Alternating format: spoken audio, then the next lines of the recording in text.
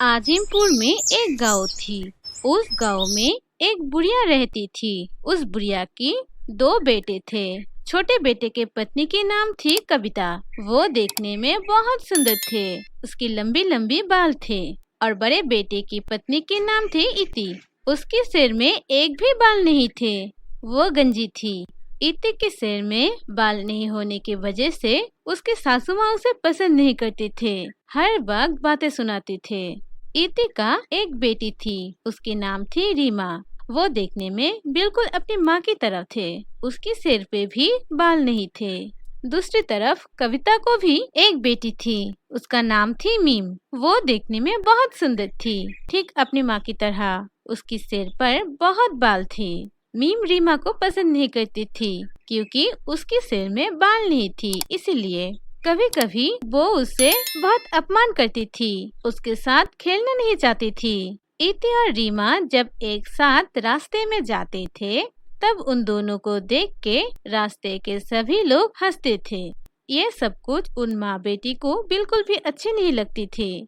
Meme और रीमा शहर के बहुत अच्छे कॉलेज से अपनी स्टडी कंप्लीट की थी। उन दोनों की शादी की उम्र हो चुकी थी।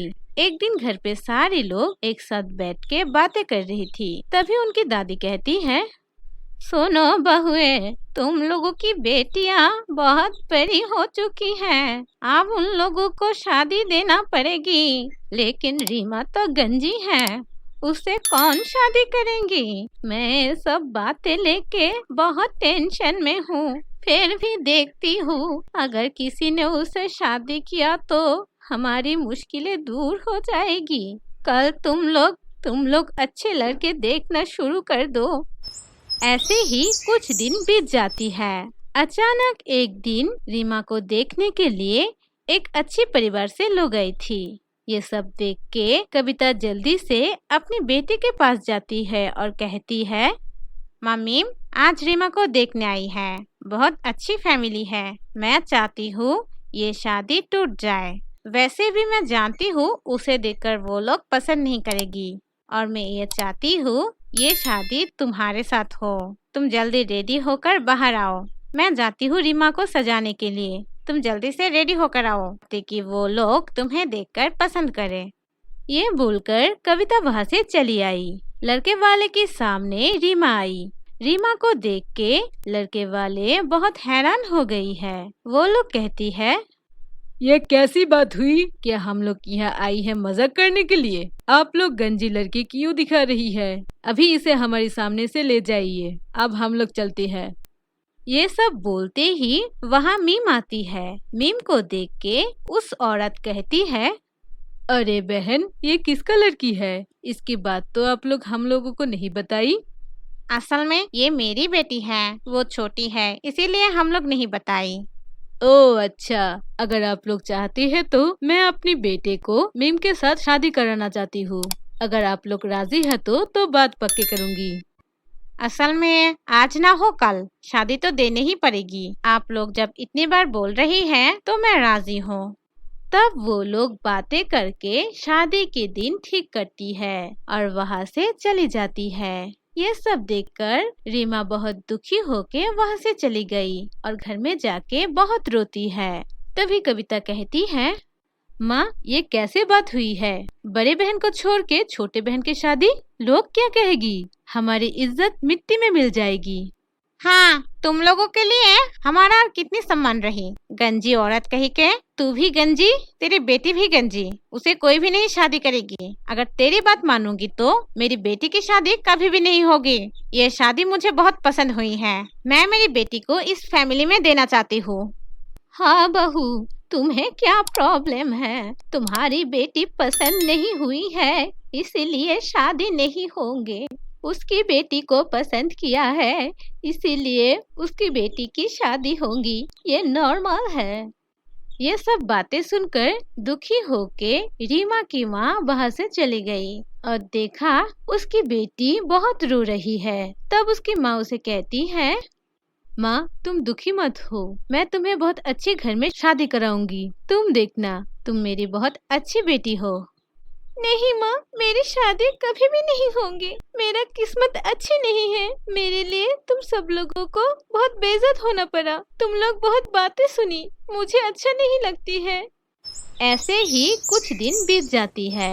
एक दिन सब लोग बैठी हुई थी, तभी वहाँ मीम आई और बोलने लगी, दादी, चाची माँ, तुम लोगों के लिए अच्छी खबर है। मेरे दोस्त की माँ बहुत पहले ही मर चुकी थी, इसीलिए उसके पापा फिर से शादी करेंगे। वो बहुत सुंदर नहीं ढूंढेगा, सिर के बाल भी नहीं देखेगा। इसीलिए मैं कह रही हूँ, रीमा दीदी के साथ मेरे दोस्त के पापा की शादी हो जाएगी तो अच्छा होगा। मेरे दोस्त के पापा के पास बहुत पैसे हैं, वो बहुत शांति में रहेगा। देखा माँ, मेरे बेटे की दिल कितना बड़ा है। अपने चचारे बहन के लिए कितना कुछ सोच लिया। ये बहुत अच्छी मौका है। ये सब सुनकर रीमा की माँ बहुत गुस्सा होती है। ये कैसे मुमकिन है? मेरी बेटे की जिंदगी मैं कभी भी खराब नहीं होने दूंगा।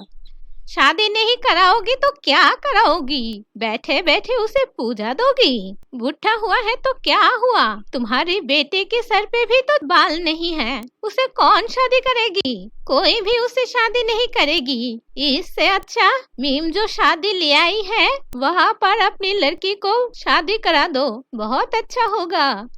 रीमा और उसकी माँ गुस्सा होके वहाँ से चली जाती है। रीमा की माँ उसे कहती है, माँ, तुम दुखी मत हो। जब तक मैं जिंदा हूँ मैं ऐसा कभी भी नहीं होने दूंगी। उस बुढ़े के साथ मैं तुम्हारी शादी नहीं कराऊंगी। वो लोग हमें जबरदस्ती करेगी।